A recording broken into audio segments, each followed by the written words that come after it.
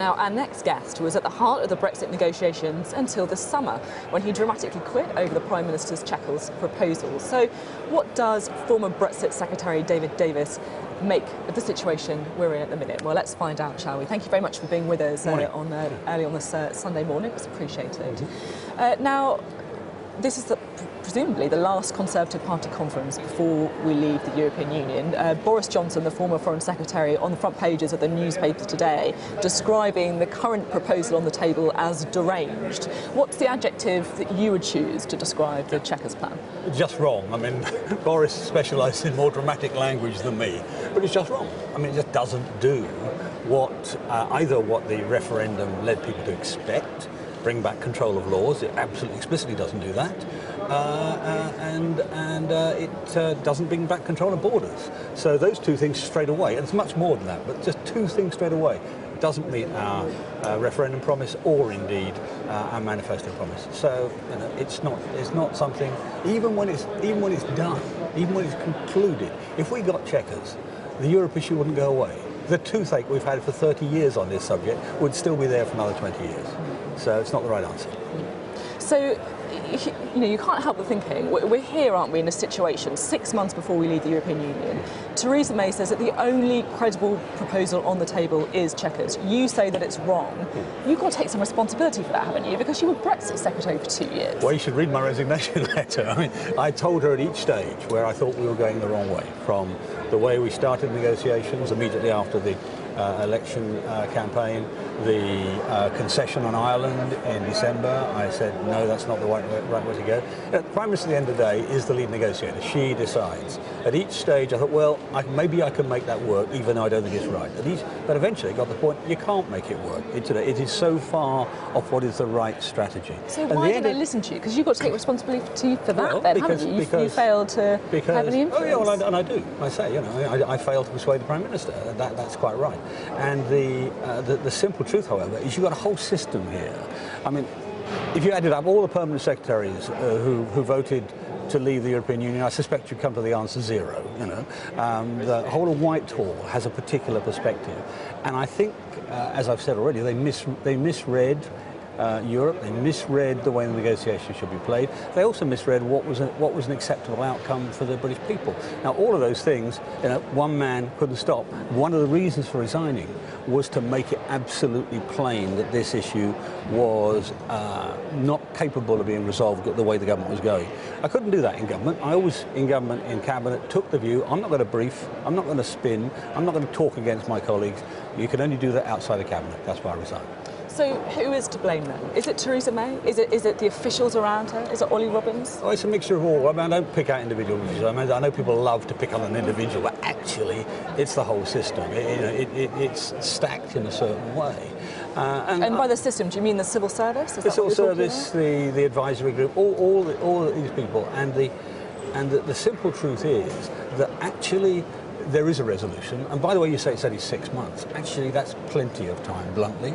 I've always said to the Prime Minister from the beginning, the issue in this is going to be the last month. It's not going to be the 2 years that run up to it. It's going to be the last month, because the European Union always uses time, always tries to pressurise you, always takes you to what they call the cliff edge, and then sees if you panic. So you think there will be a deal then? Yeah, I think there will be a deal. I think it's 80–90% likely there'll be a deal. And I think actually the deal will end up as something like what Boris calls Super Canada, or what somebody else called Free Trade Plus, basically a free trade-based deal.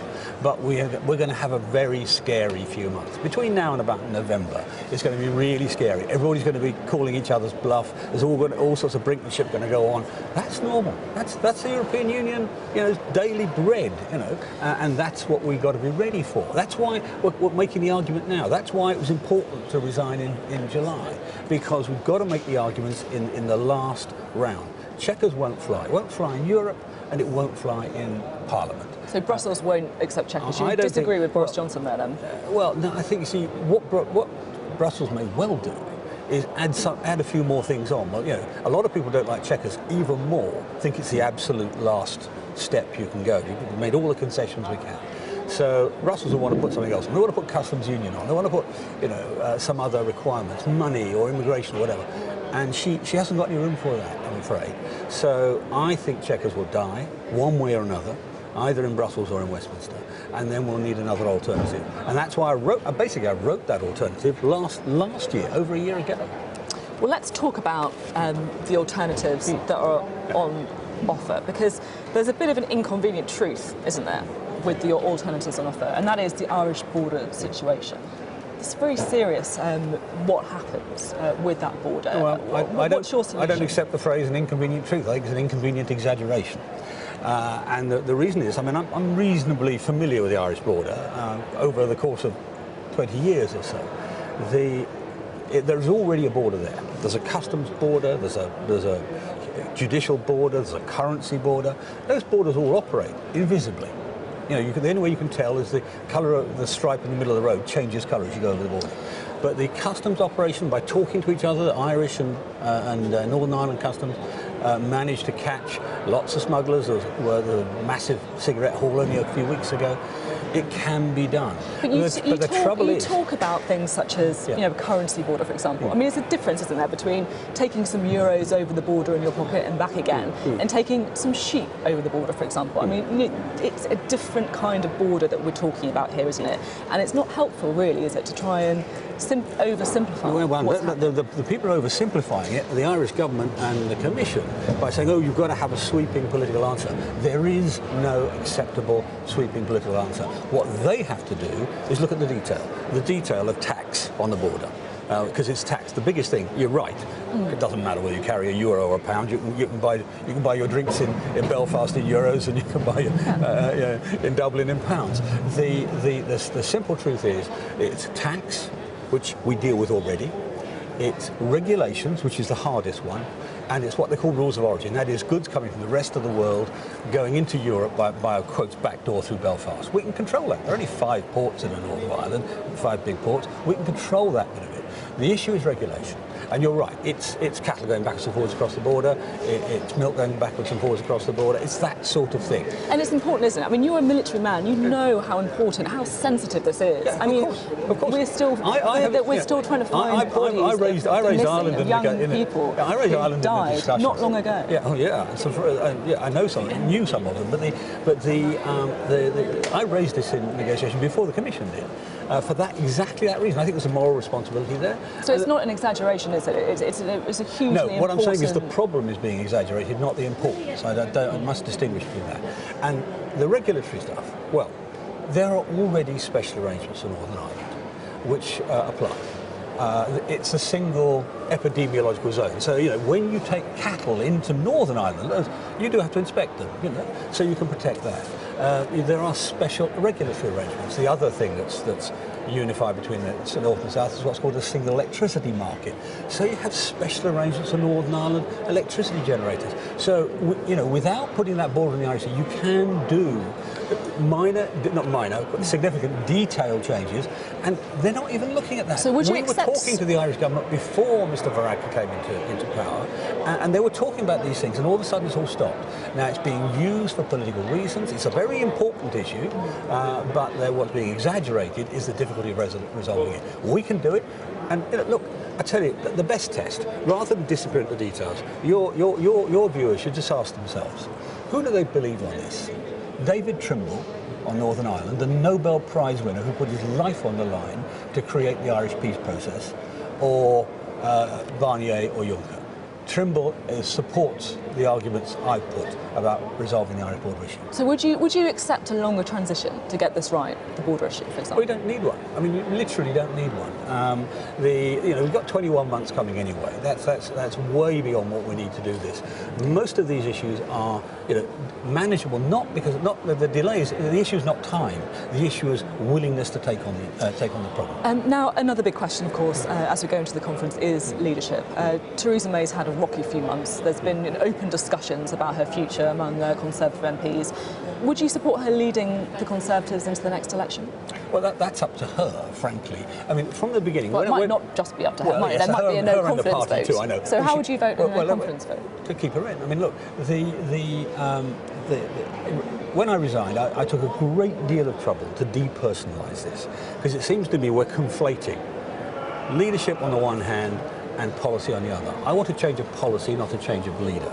And where I differ from Boris, who's front page of the papers this morning, is he's conflating the two. I think this is such an important issue. We must keep it away from internal Tory party battles and from leadership issues. Such an important issue. I mean, look, lots of things he says I agree with, but on this we differ. Let's talk about Boris Johnson, shall we? I mean, do you think he would make a good leader? No, that'll probably be after I'm gone.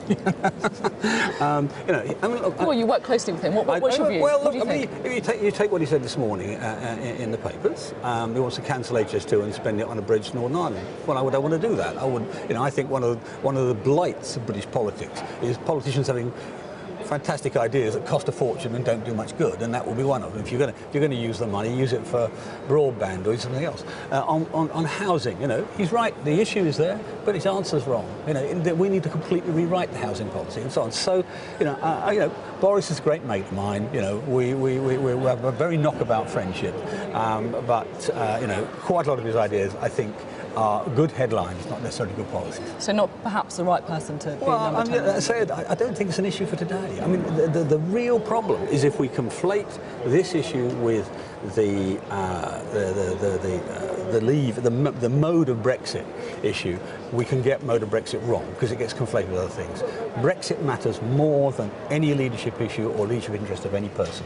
That's the thing the public should bear in mind. Brexit matters more than a person. I wonder if that applies to Jeremy Corbyn as well. Would you be prepared to vote down the Prime Minister's Chequers plan? We know that you want to vote against it. If it could mean, which it could mean, a general election and Jeremy Corbyn in number 10. Well, I don't think it would. Is that something you'd be comfortable with? I sort of dismiss the premise, really. And I will vote against Chequers, full stop. And it won't lead to a general election. I'm not going to debate the fine tactics because, as you can imagine, that's quite important how we do that. But this is, we're capable of managing this through. And the bigger, what used to be the threat was not Corbyn. What used to be the threat was a sort of World Trade Organization or no deal leave. That was the threat. I know that inside out. I've been studying that for 2.5 years. There are 300 plans to deal with it.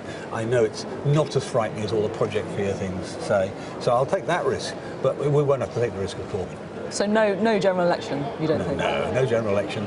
But there will be a very, very exciting autumn in Westminster. Well, why do you think that then? Well, because the government's going to, if it sticks with Chequers, it will lose some votes.